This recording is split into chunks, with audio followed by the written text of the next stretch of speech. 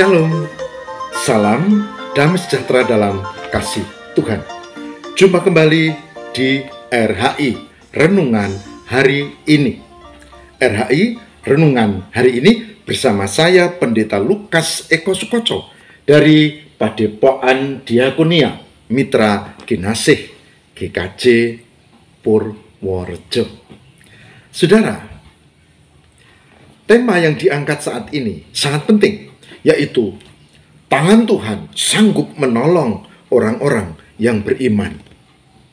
Tangan Tuhan sanggup menolong orang-orang yang beriman. Ada seorang wartawan yang gajinya tentu pas-pasan, dan saat itu belum ada semacam saat ini ya, ada BPJS atau Kartu Indonesia Sehat atau apa. Nah, kakaknya ternyata kena kanker stadium 4. Dia sudah ambil tabungannya dan dia siapkan untuk menolong supaya kakaknya bisa berobat. Saudara, begitu dia konsultasi, kakaknya ini sudah stadium 4 dan dia terkejut karena ternyata sangat besar untuk ini operasi, kemudian kemoterapi, bahkan untuk perawatan lebih lanjut. Dia tertegun dan dia tidak bisa berharap pada siapa-siapa. Saudaranya yang kaya tidak ada, hidupnya semua biasa, pas-pasan. Dia hanya bisa masuk kamar dan berdoa, menangis kepada Tuhan. Tuhan, usaha apa yang harus kubikin? Tuhan, apa yang harus kulakukan? Tuhan, apakah akan kubiarkan kakakku tidak tertolong? Tuhan, tolonglah apa? Ya, saudara, dia bekerja seperti biasa. Dan ada satu event, dia menulis karena dia wartawan, dan dia juga diserai tugas untuk membuat reportase, dan kemudian dia juga melakukan tugas-tugas membantu teman-temannya. Nah, selesai acara, dia didekati oleh temannya. Dan dia disodori ini amplop. Dia terima, tapi dia terkejut ketika dia pegang, kayaknya ini terlalu besar. Dan dia mengatakan, ini enggak salah. Ya, ini berkat Tuhan untukmu. Kamu sudah menulis, kamu bikin reportase yang sangat bagus. Kamu juga membantu pekerjaan sehingga proyek ini sukses. Dia pulang dan dia dekap itu uang yang setelah dibuka jumlahnya cukup besar. Persis seperti yang dibutuhkan. Dan dia berkata, Tuhan terima kasih.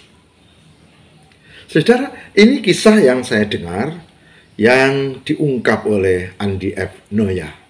Ya, Anda pasti kenal tokoh ini karena dia sering muncul di TV ya, Andi F. Noya. Bahkan saya pernah berjumpa di Metro TV dan foto bareng. Anak Tuhan yang luar biasa, ramah dan baik. Saudara, banyak cara Tuhan bisa menolong. Hanya kita harus datang, kita harus berusaha saja tanpa datang pada Tuhan tidak ada gunanya. Saya ingat pengalaman dari Mazmur 20 ayat 7. Mazmur 20 ayat 7 dikatakan apa? Dikatakan begini. Sekarang aku tahu, kata pemazmur, sekarang aku tahu bahwa Tuhan memberi kemenangan kepada orang yang diurapinya dan menjawabnya dari surganya yang kudus dengan kemenangan yang gilang gemilang oleh tangan kanannya. Saudara, Mazmur 20 ayat 7 ini mengungkap bahwa Tuhan punya kuasa dan Tuhan tidak akan meninggalkan orang-orang yang dikasihinya. Bahkan Tuhan dikatakan di situ memberi kemenangan. Artinya apa? Menolong. Menolong. Saudara, pernah enggak saudara mengalami satu pergumulan kesulitan yang sangat berat? Pernah enggak saudara mengalami penderitaan dan jalan buntu ketika menghadapi satu persoalan? Oke. Kalau pernah, apakah saudara pernah merasakan ditolong Tuhan? Atau kita peka, saya merasakan ditolong Tuhan. Dan berkali-kali, tidak hanya kemarin ketika tiba-tiba stroke dan sekarang pulih. Tidak hanya itu, sebelumnya juga ketika harus dirawat di rumah sakit 7 hari bahkan lebih, kemudian di rumah, dan pemulihan hampir 3 bulan karena COVID-19.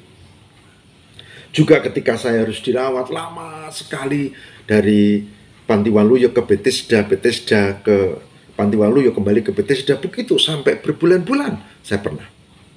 Dan saya merasakan Tuhan menolong.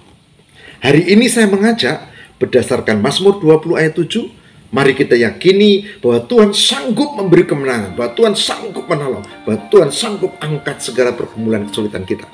Syaratnya kita beriman. Amin. Mari kita berdoa. Tuhan berkatilah supaya kami mampu mengamini dan meyakini bahwa Tuhan berkuasa menolong kami. Seperti pemazmur Daud, semoga kami punya iman dan kami berusaha dan Tuhan tolong. Demi Kristus pengantar kami.